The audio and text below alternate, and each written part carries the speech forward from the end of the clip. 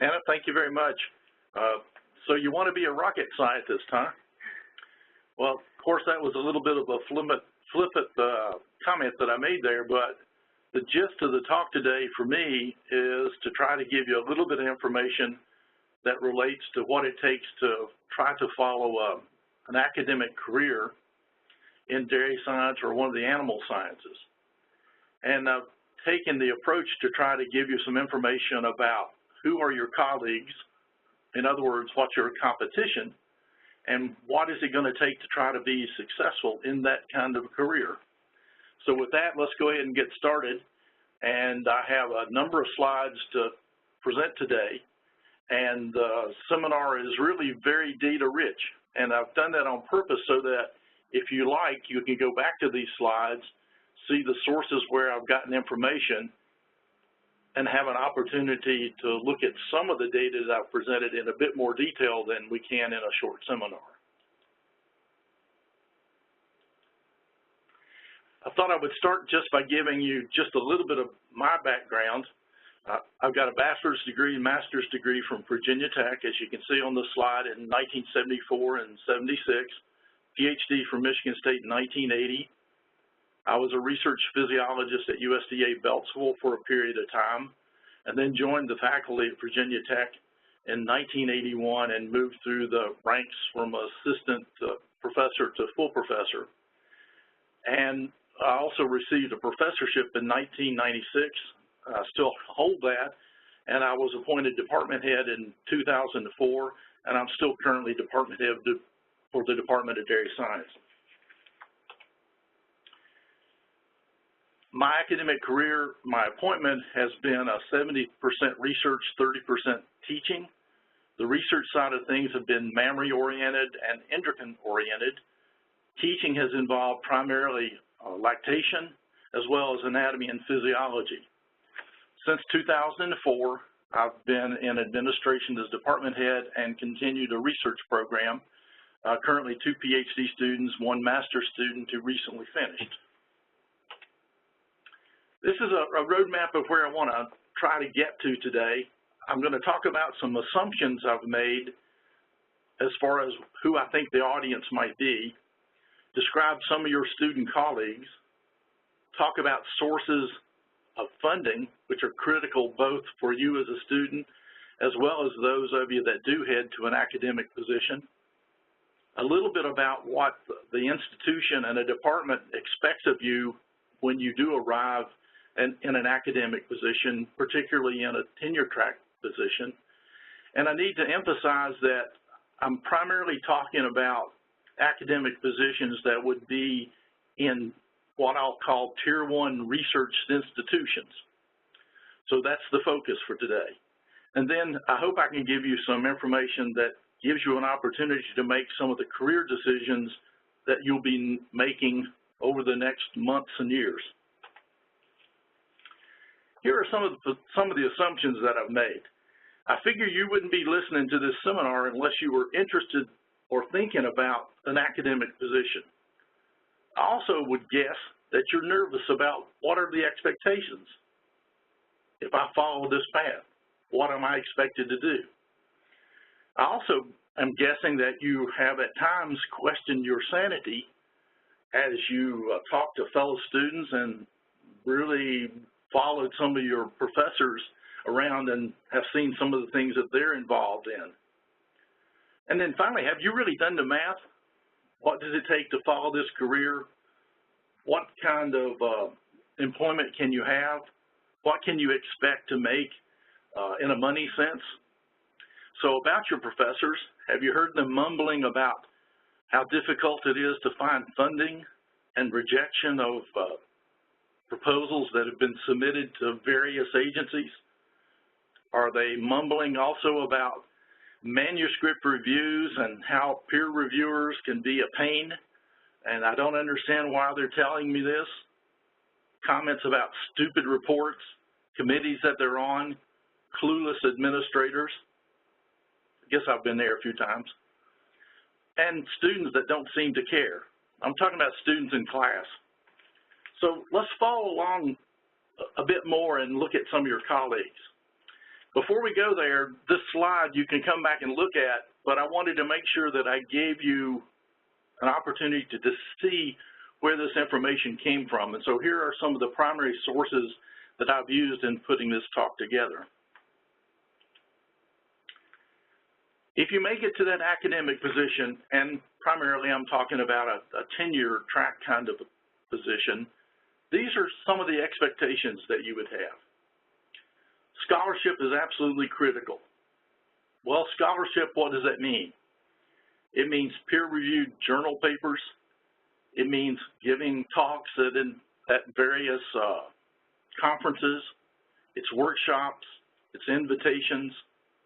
So scholarship is a key element that will determine whether you are ultimately successful in a tenure track position. Reputation. You have to develop a reputation over time. Initially, you're going to be known locally. And so it's typical for an assistant professor as they head to that first tenure decision to have established a local and or a state reputation, perhaps a bit of a national reputation. As you move along that career path, it's anticipated that you would really have a national reputation, and as you become a full professor, most likely even an international reputation, a good reputation, I mean. On the funding side, what can I say? Funding is critical. Money drives everything. There's relatively little institutional money to support your personal research program. So to make that go, it's going to be up to you to find money from various federal agencies, from foundations, from commodity boards, etc. From an administrative viewpoint, for me, all money is green. I simply want the folks in my department, my colleagues, to be successful wherever they find that funding. But I will also admit, for a Tier 1 research university, in order to make tenure, there is a clear expectation that the usual path would involve some degree of successful federal funding. Teaching. You'll have some kind of a teaching appointment. And to be perfectly honest, if your primary activity is research, you need to be a successful teacher. You don't have to be an outstanding teacher, but you have to be successful. It's difficult to define what success really means. Student evaluations, as most data suggests, are practically worthless in evaluating classroom instruction. So a typical part that you would have there is also peer reviews of your teaching. The last point I would make, you need to be a part of a team. You need to fit with your colleagues. This slide gives you an idea of the number of individuals that have applied for graduate school, as you can see, and it shows two areas here, biological sciences and health sciences. Now, biological sciences in this instance includes agricultural students. It's a little bit difficult to find specific ag-related data, although I do have some of that coming up. The point of this slide is to simply illustrate for you the very large increase in the number of applications over the past number of years, particularly notice in the health sciences side, as well as biological sciences in general. Where are these biological and biomedical students supported? I would call your attention, I'll use the mouse here to point this out. The green bar shows the number of students who are supported on research assistantships. What I want to indicate by that, looking at over this period of time, is the very large increase in the number of students from biological sciences that are supported by research assistantships. The gray line that I'm pointing out here now illustrates students that also are on assistantships, but these are teaching assistantships that come from the institution, and then some other sources there as well.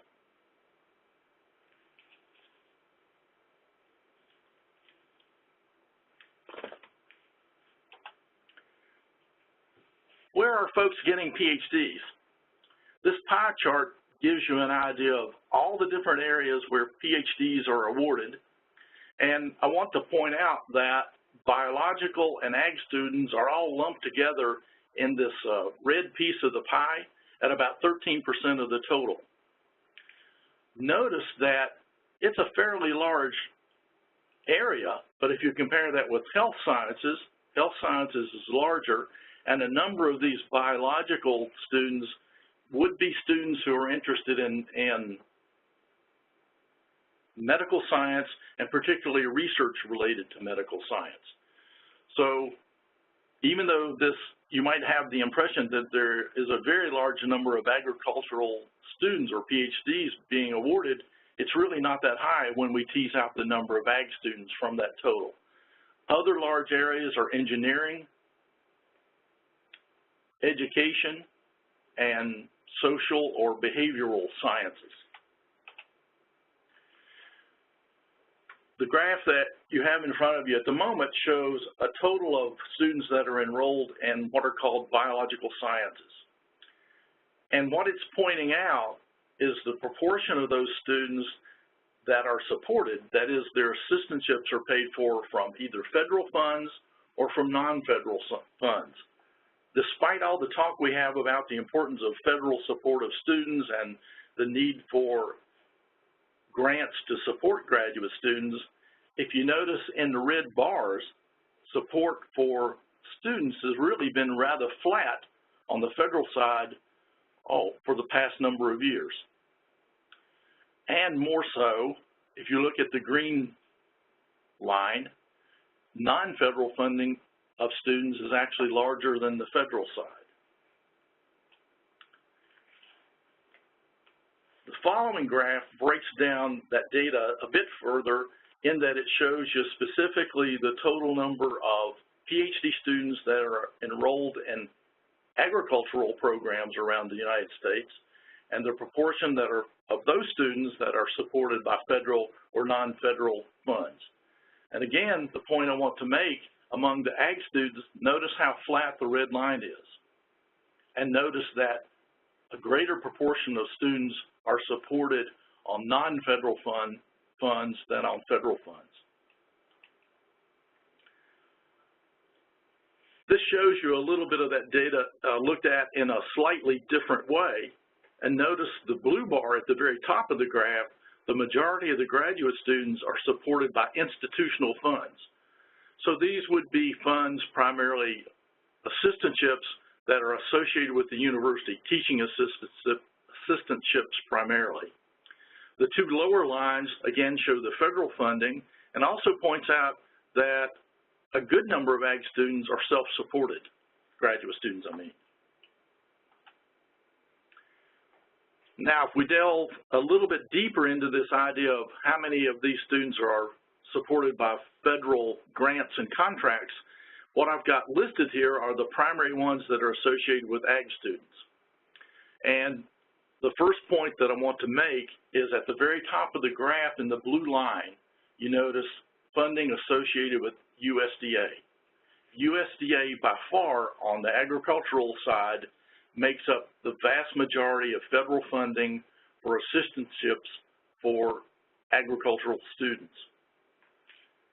Despite all the talk that we hear about the importance of NIH and medicine and research related to medicine and how ag students and ag programs need to get more involved with NIH and human health and services, notice at the very bottom of this graph, there are lines that are associated with NIH, with HSS, and they practically don't appear on the graph. Very few students are currently, ag students, are currently supported by those programs. So despite all the noise, in reality, USDA is still the primary federal agency associated with agricultural students. The table in front of you now shows you who your fellow graduate students are across the United States. And what I've done is tried to give you a 10-year window of time to compare. So we're looking at 2004 versus 2014. If we look at all of the students that are enrolled, we've had a 28% increase in that number over that period of time. Notice that life sciences-oriented students, which will also include agricultural students, have also increased. A large increase, 63% in physical sciences, a large increase in engineering, and very little increase actually in humanities. Some of you probably have friends or know of what are essentially horror stories about PhDs finishing in the humanities and having a great deal of trouble finding any sort of academic position. So that's probably part of the explanation of what's going on with the humanities over that period of time.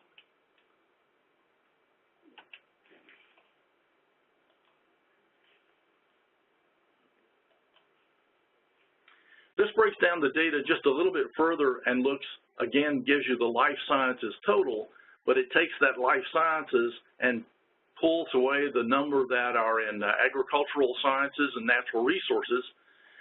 And I think the conclusion here would be that there's been a slight increase over that 10-year period, but not nearly so much as in the biomedical or biological. This is emphasized in the graph that gives you data, yearly data from 1984 to 2014. And what I wanted to point out on this graph is the very large increase in the number of PhD graduates. Now, these are not students enrolled. These are graduates that are in the biological sciences. So it's more than doubled over that period of time. Whereas on the lower part of the graph shows you very similar lines for health sciences and for agriculture.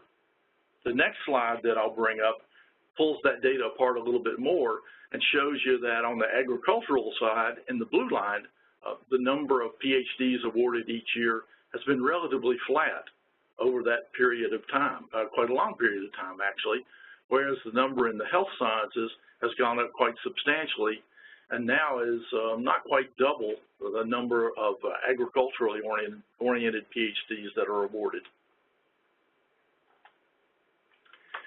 The table that you have now shows you a little bit more of the information that is specific to agriculture and natural sciences graduate students and points out some of the disciplines that I think will be more familiar with.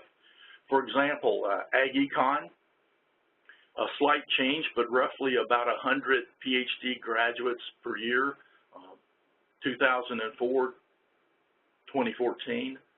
Agronomy has shown a slight increase. Realize that because these numbers are kind of small, it doesn't take that big of a change to make a substantial difference in the percentage. If you look at animal nutrition, then the number has been relatively consistent, 47 to 50, and animal nutrition makes up probably the largest proportion of animal-oriented PhDs in the animal sciences and in dairy science for that matter. Avian is a smaller amount of that total. Animal science other would include things like dairy science and anything that doesn't really fit into animal nutrition. So reproduction would be an example that would go there. One of the lines that I'd especially like to point out is near the bottom, the environmental.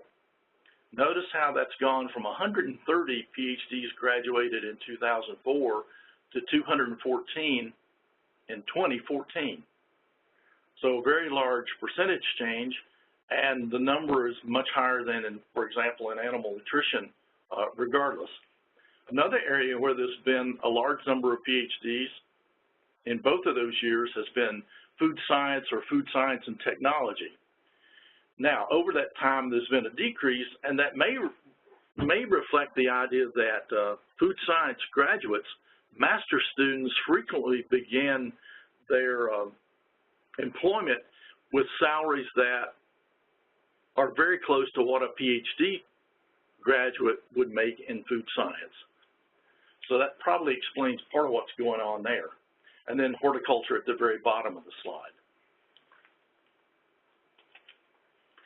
This shows just a little bit more detail about some specific animal-oriented PhDs that have been awarded between 2004 and 2014. And for example, animal nutrition, as I indicated earlier, has been relatively steady, somewhere between 40 and 50 PhDs a year typically. Other includes reproduction, dairy science, anything else related to animals sort of falls into that category. There has been an increase between 2011 and 2014, it appears. And then an interesting one that are the students that are classified as animal breeding. Notice that in 2008, the bottom for PhD graduates in animal breeding nearly dropped to zero there, but a small number consistently over a long period of time. So one of the logical questions that you ought to ask yourself is, okay, if I complete this PhD and I either head for some sort of employment immediately, or if I'm headed to an academic position, or if that's my desire, then almost certainly you're going to spend some time as a postdoc. So look at the difference in the pay rates in 3 areas: ag and natural resources, biomedical, and health sciences, if you're employed as a PhD versus the postdoc. Well, consider the postdocs. They're all low 40s, and that's actually pretty consistent across all of those 3 areas, as well as consistent, generally speaking, male and female. But notice the thing that we know broadly across all of the United States, the difference between salaries for men versus women in the workplace. And that is true even today for PhDs finishing in these 3 areas. You can see a consistently higher value for males versus females.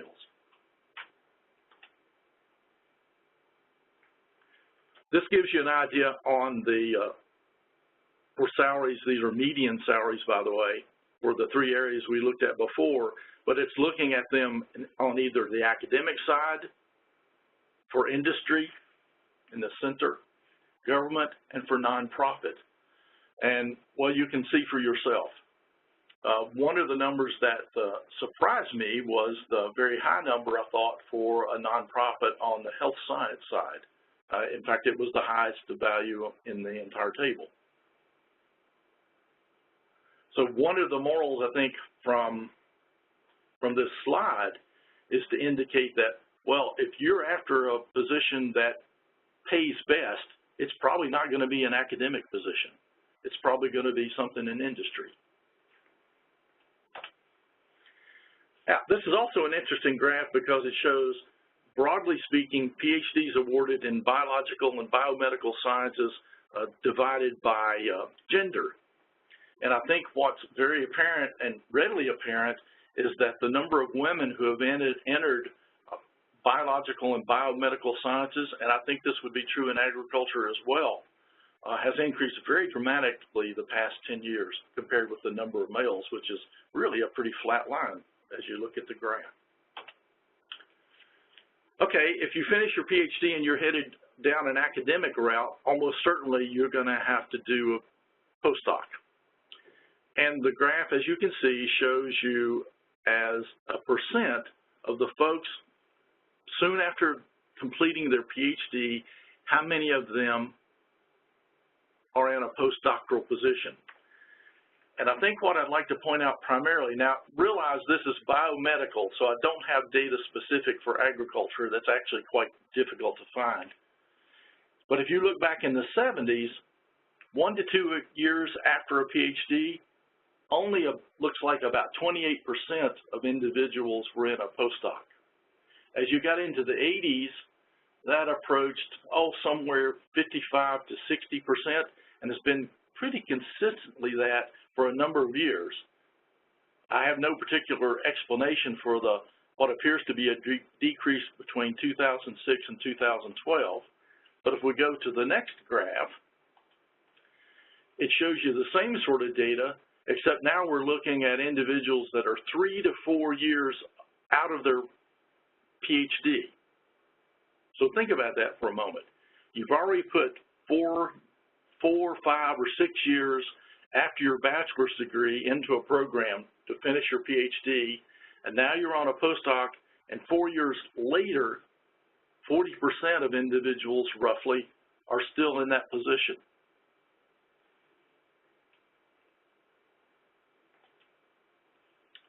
So think about what tenure expectations are again. Just as a reminder, this is a repeat slide. So scholarship, reputation, funding, teaching, and being part of a team. Now, look at this graph.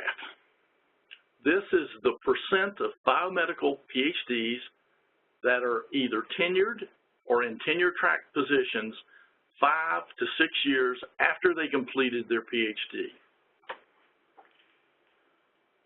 Back in the 80s, nearly 35% of those individuals, about 30%, would be in a tenure-track position. Look in 2012, the most recent data that's available, 15%. So the point is it's taking a longer period of time and more difficult for those that are interested to get into academic positions based on, again, remember, based on biomedical PhDs. The data that is on the table or graph in front of you now shows the number of PhDs that are tenured or tenured track, regardless of when they finished their PhD. And again, I think it's very apparent, you can look at the decline as you go from 1981 to 2012, the portion of individuals that are in tenure track positions have gone down actually quite dramatically over that period of time. So again, more and more difficult. I do not have a data that shows me specifically on a USDA grant or for some of the other federal agencies what the average age of an investigator is at the point in time when they get their first major federal grant. But the data in front of you, the graph shows you for biomedical researchers, the average age when an investigator gets their first R01 grant. An R01 grant in the NIH world is the primary first individual investigator grant that a person can receive. What I think is disturbing about this grant, this graph, if you look back in the 80s, the average age, we'll look at the green line because we're focused on PhDs. The average age of the person getting that first major federal grant for these biomedical investigators was a bit less than 36 years of age. So notice how you jump all the way now to 2010, that's gone from, let's say, a little bit above 35 years of age to now 42 years of age. Think about where you are in your career at that point in time. A little bit over 40 years, 42 years of age, you're just now into a tenure track position, most likely, on the way to determine whether you will actually receive tenure or not. And you're already over 40 years old. Well, where are PhDs employed? If you look at the graph in front of me, I want to draw your attention to the bottom part of the graph. In the dark blue, it shows you PhDs that are employed in academic situations. Now, it's gone up a bit over time, but relative to the other sectors, and particularly the middle sector in the orange, folks that are headed to industry, look how that value has exploded. So it points out that more and more PhDs are headed to the industry than into academic positions. Amongst those that are in academics, PhDs I mean, how many of them are tenured or tenured track? If you look in the blue at the bottom of the graph again, notice how flat that line is, relatively speaking. What I'd like to draw your attention to is the upper part it's a sort of a gray color. These are the folks that are in academic positions, but not tenure track. Okay, think about that one a minute. Academic positions, but not tenure track. That's really a very different situation. These are folks that are winding up in research centers. Many of them are classified as research professors. Notice that gray bar does not include, well, the gray bar does not include the ones that are postdocs, notice, because that's in the green line. But the gray bar are folks that are in an adjunct professorship, meaning they aren't tenured. They're folks that are in a research professorship, or they're in some kind of academic position that typically involves a short-term, relatively speaking, contract. Might be 1 year, might be 5 years, but again, it's a contract situation, most likely. Amongst those PhDs in academic employment, this is looking at data a little different way. And again, the point of this, if you look at the very bottom portion of those individuals, now this is as a percentage, that are tenured has gone down over time. The number that are in tenure track positions has stayed relatively flat, I would say, or trending down, whereas at the very top, again, it emphasizes that the proportion of those academic jobs that are not tenure related has grown over that period of time.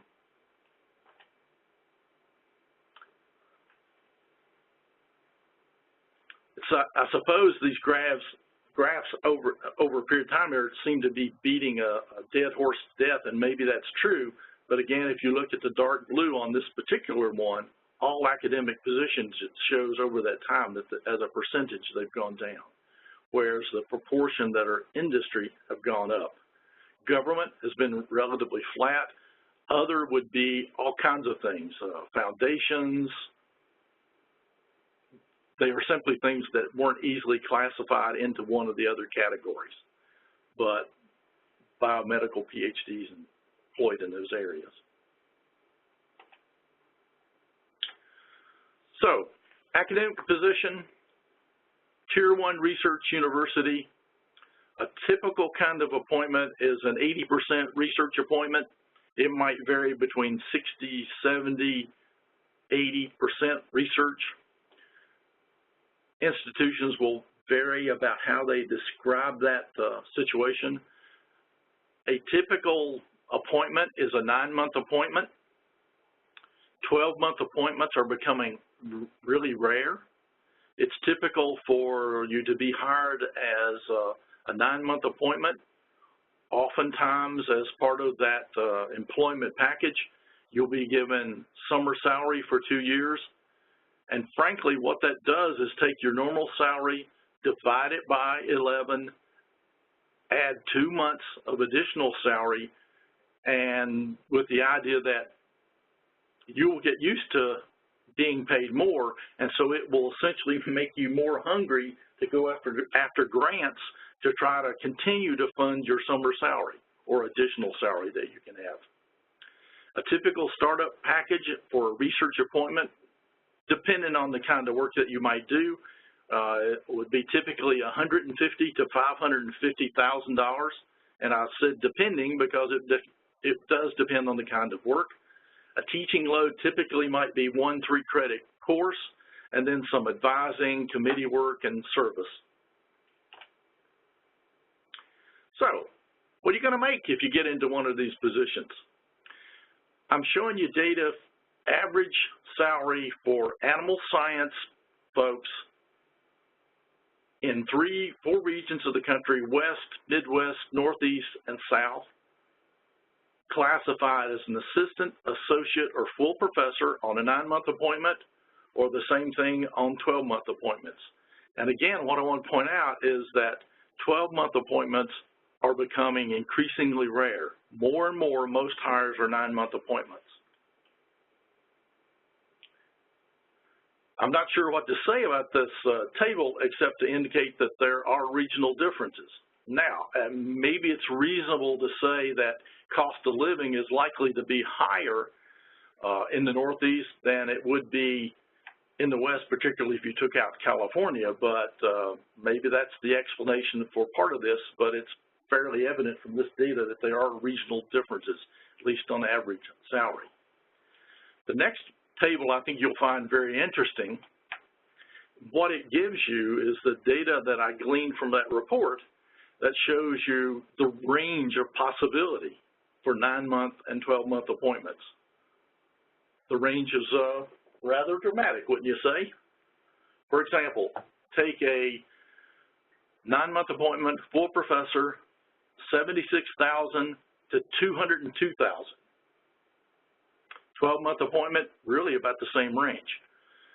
So also part of the story here is, generally speaking, there's really not very much difference between 12 and 9-month appointments, at least at the time when individuals are employed. So if you have an opportunity for some summer salary from grants and contracts, why would you not take that chance? This shows you some data that just really relates to number of biotech companies and employment in those companies, and it just illustrates, at least for the biomedical side of things, where a lot of those PhDs are headed. So I don't want to dwell on that. Again, just a reminder of what about expectations for a tenure-track position. Well, how can you be successful? You make it to the interview. You're hired. What does it take then to make it to tenure? What can you expect from the institution? Well, I'm sorry to say, but you can't expect much. They're going to say, hey, we gave you a nice startup package, remember? We have some programs for professional development, so you need to develop your colleagues. You need to be a good networker. You need to learn how to share credit with others. You need to carve out a niche to make your reputation. Back to the federal side of things and where is money going to come from? The only thing I want to point out on this very busy graph in the blue bars, that is non-defense discretionary funding as a percentage of gross domestic product from 1962 to 2019. As you go to the right side of the graph, notice that the size of this bar really has not changed very much. There's a little bit up and down from year to year, but the point is that part of the federal budget is really pretty small. This shows you the change, recent change in federal budget between 2003 and 2015. And what I want to circle for you is the bar in the pink, agriculture. That's where we all are, right? On the federal side of things, notice that it's at a 16% decrease over that period of time. Not very encouraging, is it? This is an interesting graph because it shows you the relationship between research and development funding by source. The dark blue line at the top is the total as a percent of the GDP. The red line is federal portion of that funding. And notice that in about 1983 or 81 or so, that the industry line and the federal line crossed one another. So now industry puts more into research and development than does the federal government, despite what we hear about NIH and biomedical and et cetera, et cetera. This is an interesting one that you might want to come back to on your own. It just shows on a national basis some of the competitors for the United States and how much of their research and development as a percent of GDP, how we compare with some of these other countries. The very heavy dark red line with the dots in the center is the United States. And I guess it's fair to say we're sort of in the middle of the pack there, but notice how some of our competitors have gone up really very dramatically over that period of time, at least compared with us. Notice how China at the very bottom has gone from about 0.5% and now above 2%. Very dramatic change. This shows spending change that's happened between 2010 and 2015 on the federal side that relates to the agencies that are important for funding for agricultural students and biomedical students, et cetera. The line that I want to point out is a depressing one, and it's the one in the sort of I guess it's a blue-gray. I'm tracing along that line now, and notice the precipitous decline between 2010 and 2013, a bit of an increase lately, but still well below what it was back in 2010, as measured in constant dollars. This is an illustration of what may happen, what may come, and there's a number of lines on here that makes it a little difficult to follow the graph, but the one that I think I want to point out, if you follow the actual base budget authority, that's this line from the federal side. And I think most of you know about sequestration that happened and all the fight and fuss in Congress about budgets and so forth. And if you get to this point in 2015, the president's budget has tried to put some more money back into funding for research and development, and you notice that in the dotted line that's sort of a tan color. The other red line shows the budget conference that comes from the House and the Senate, and then the current law is the solid line that has to do with sequestration. So which one of these lines will ultimately wind up being real budget, who knows? But it's not very encouraging, I would say. This is another way to look at the proposed budget, and I guess what I want to point out primarily from this is how so much of the budget in the gray here is all mandated that we can't do very much about. Notice the thin sliver of non-defense research and development, $63 billion out of this total pie. Compare that with the money that can be associated with defense for research and development. So that's the little piece of the pie in USDA, NIH, NSF that we're all fighting over. If you look at those individual agencies, and again, the agency that most impacts us would be USDA, notice how it represents a tiny little sliver of the total that's available. NSF would be another one that would also have impacts in agriculture especially. So if you put these two together, it's still a very small part of the total budget available for research and development. So, federal support, this gives you an idea of the funding coming from USDA specifically over between 2005 and the current time, or what's proposed for 2015 and 2016 rather. There is a proposal for some increase, but whether that will be successful or not, I guess we will wait and see. When I look at this line, I say, well, it looks very flat to me. The data on this shows you some funding that relates to some primary agencies that influence graduate students in, well, all our states, but it shows NIH, NSF, USDA, and Department of Energy funding. Now, for us in agriculture, the two that would be most applicable would be USDA funding and NSF funding. And I've pulled out just a couple states, pulled out my own state just to give you an example, and you can go to this website, click on an individual state and find the data if you're interested in it. I pulled out a big Midwestern state, Ohio, to give you some idea.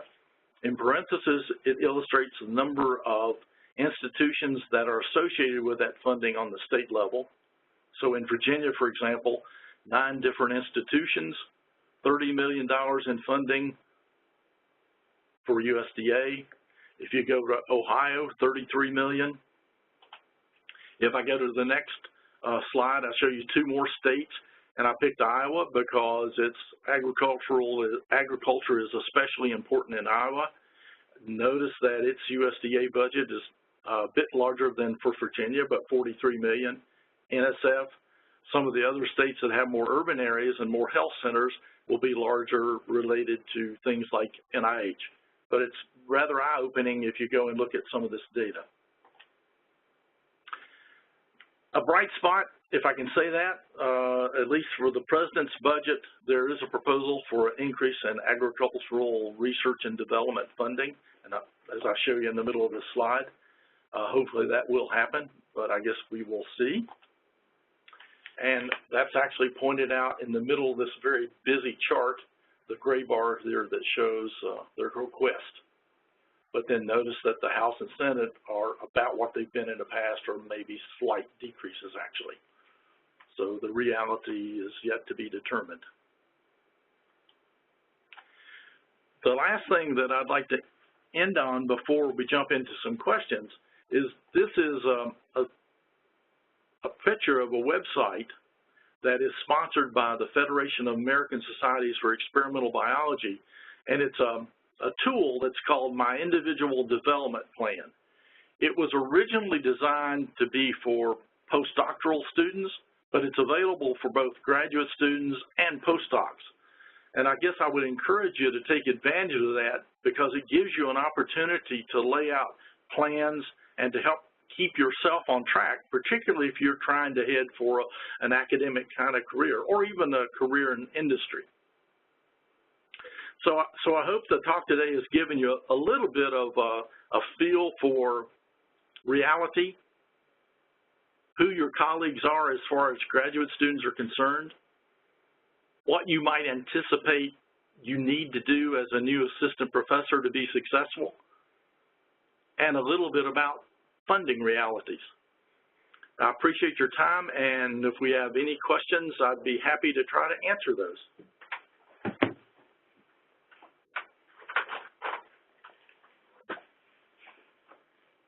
Thanks, Dr. Akers, and I guess I'll start off with the questions. One that I had that popped in my head is, with your unique perspective as a department head, is there anything that you specifically look at for a new candidate looking to become a professor at Virginia Tech?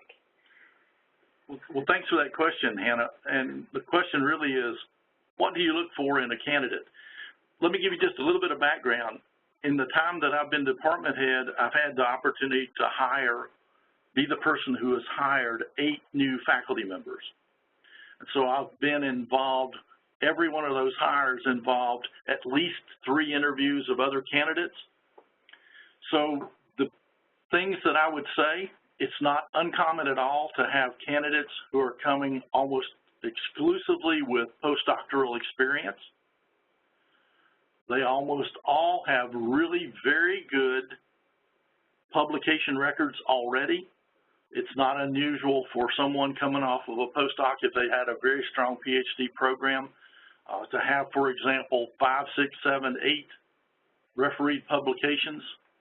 And I mean publications where they are the primary author on the publications. Communication skills are essential, both written and oral communication skills. And in reality, most departments are looking for individuals that they feel like will fit with their group and can be successful. And certainly my own perspective is anybody that we hire, we want to do everything that we possibly can to make them successful. Think about it. If for no other reason than economics, if we sink $450,000 in a startup package in an individual and they are not successful, well, we failed. And so we try to do the best job that we can in doing a selection, but also to do everything within our power to try to make that person successful. And I hope I wasn't too negative in the slide where I said, well, you got the job, you got a startup package, it's up to you. Although in reality, there's a lot of truth there. All right. I guess my next biggest question is, if you looked into the crystal ball, what would be your top 2 areas of research that'll be increasing with importance in the near future, or within 10 years? Well, boy, if I really had a crystal ball, I would go work in industry and make $1 gazillion. That's a difficult question, but it seems pretty obvious if you think about, despite some of the folks who say climate change doesn't exist and et cetera, work that relates to things that may be ways to abate the effects of climate change, I think have to be important. Technology is also going to be important, I think, across the board in all areas, in human medicine, in agriculture. On the agricultural side, think about precision farming, for example, and progress that's been made there. The ability for researchers to take findings that come from, for example, work with understanding cancer and to apply some of those findings to how animals grow or how animals produce more milk or how they can be more efficient. So the people that can marry together different disciplines, I think, are going to be especially valuable because I think they'll be the folks that make an insight that no one else has seen, put two unique pieces together. The example that I always use, imagine the biological researchers 25 years ago now that were studying the slime at the bottom of the hot springs in Yellowstone. They never ever imagined that that would lead to real-time PCR. So it's the people who put unexpected things together that I think make the greatest kind of progress. As much as Dr. Akers and I like to keep asking questions and answers, just as a reminder, there is a box that you can type in your questions. And I think we actually got one right now. It's, I'm an international student and would like to work in research in the U.S. Would you recommend pursuing a position in industry or academics? Difficult question. I guess part of it would be there are advantages and disadvantages.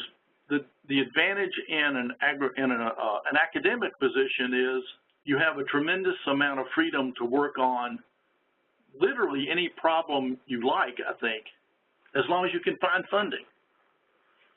In industry, my impression is that, yes, you can do lots of research, but that research is likely to be very focused and particularly focused on, will this lead to a development that will allow the company to make more money somewhere down the road? And that always has to be the key with a company. If the company ultimately is not profitable, it can't continue to exist. So I guess what I'm saying is, on the industry side, the disadvantage, you could have some problem that you're working on that you're very passionate about research-wise, but if the money managers decide it's not likely to make money, you may not get to work on that very long. Excellent point. Well, we can move on to one of my other questions. What do you view would be the biggest stumbling block for new grad students now looking to go either into academics or industry?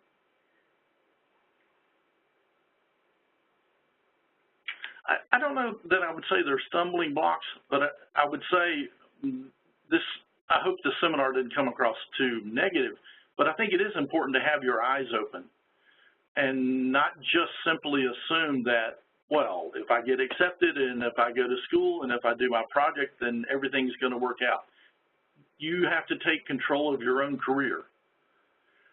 As an example, when I finished many years ago, I always heard the story, well, we're getting near the retirement ages for those folks who were hired right after the end of World War II. And U.S. universities expanded tremendously at that time. And there were thoughts, well, there'll be all kinds of faculty positions opening up because those individuals are retiring.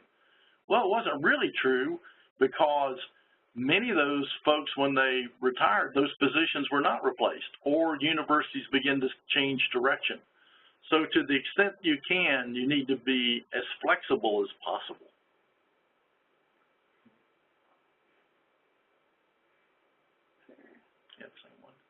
Yeah.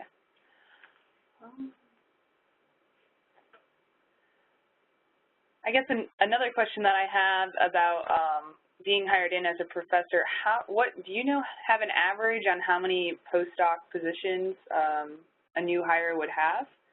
I've heard around 2 from several professors, but I was just wondering about your perspective. Oh, good question. Well, it's interesting, a little bit of history related to postdocs, particularly in agriculture, and I really also want to point out that the data that I showed you in the talk today, that was biomedical. So I think the trends would be exactly the same for agriculture, but biomedical may be slightly more extreme than in agriculture specifically. What I mean by that, many years ago when I finished, it was relatively rare for one of my fellow graduate students to do a postdoc. It was easier to get into an academic position. So how many postdocs, how long? The answer, the comment that you made earlier about likely 2, that's probably typical these days. But on the other hand, I'm really disappointed to see really, really good people struggling to find academic positions if they want that, to have to go to 1 postdoc or 2 postdocs or even 3 postdocs and be approaching 40 years old or more when they have their first opportunity to get into an academic position. If you're in that situation, maybe at some point you need to decide, well, maybe an academic position is not for me, unless maybe it's more teaching-oriented at a lower-level university, for example, or you make the decision, well, industry or a nonprofit. If you can be happy with that kind of career, maybe that's a better choice.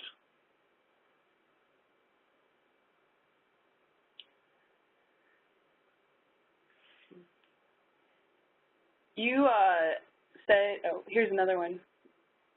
What should we focus to get a higher startup package? So what should you focus on to get a higher startup package? Well, that's a good question. First, I think you need to explain what are you going to use that startup package for? And for example, I made the comment there's a big range in startup packages because of equipment that's necessary. Be realistic. Make a plan. Describe in some detail, well, I need money for this particular piece of equipment. I need money to support part of a technician's time. I need money to buy animals. So be as specific as you can to explain to whoever you're negotiating with why that startup package is important for you to be successful. As I said earlier, I've always taken the attitude when I negotiated with individuals, it's not my money I'm giving away. I will say this, when you're hired and in a position, nobody's going to come to you 6 months after you're hired and say, oh, you know, you negotiated poorly. You really should ask for another $100,000. Nobody's going to do that. So you have a window of time where negotiation can be done, and don't be bashful about doing that negotiation. The worst that's going to happen is the individual comes back and says, no, we can't possibly do that. It's too much. So you have to justify what you're asking for.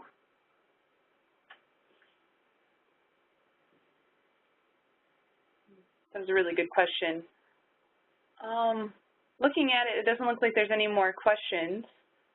So I guess my last question would be, what type of positions are becoming more frequent? You said that it's really rare to have a 12-month appointment, but I know that there's different percentages that are associated with research and everything like that. Is there one that's becoming more frequent that is being offered to new graduates? Yep, that's a good question. Now, my perspective is relatively narrow because I've only obviously hired people at Virginia Tech, but over the past 15 years, generally speaking, across all of the College of Agriculture, most new appointments have been primarily research appointments. And by research appointments, I mean the percentage of their activity that's associated with research has been typically a minimum of 65%, more likely to be 70%, 75%. And the reason for that is the universities are pushing very hard for research contracts and grants because remember that a portion of that contractor grant comes back to the university in the form of overhead. And so it's an important source of money for universities because I didn't show the data today, but if you look over time, almost across all of the United States, state funding or state support for higher education has gone down. And so universities are looking for other ways to fill that void. And one of the ways that they can do that or try to do that, one has been increased tuition that most of you know about. And the second way has been to increase endowments.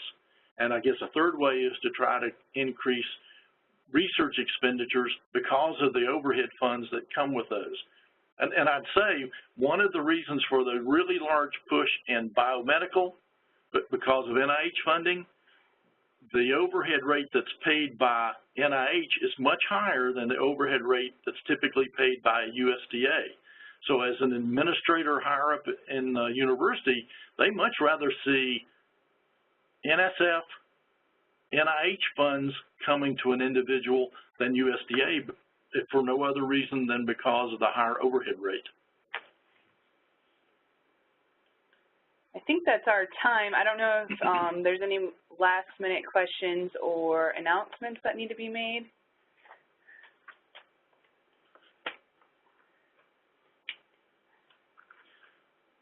Well, thank you all. It's been an interesting process, and I'll be interested to see if there's interest in following up for people that might want to download and look at some of the slides, or if anybody who's listening or listens later would like to contact me, I'm perfectly fine with that, to try to answer an individual question.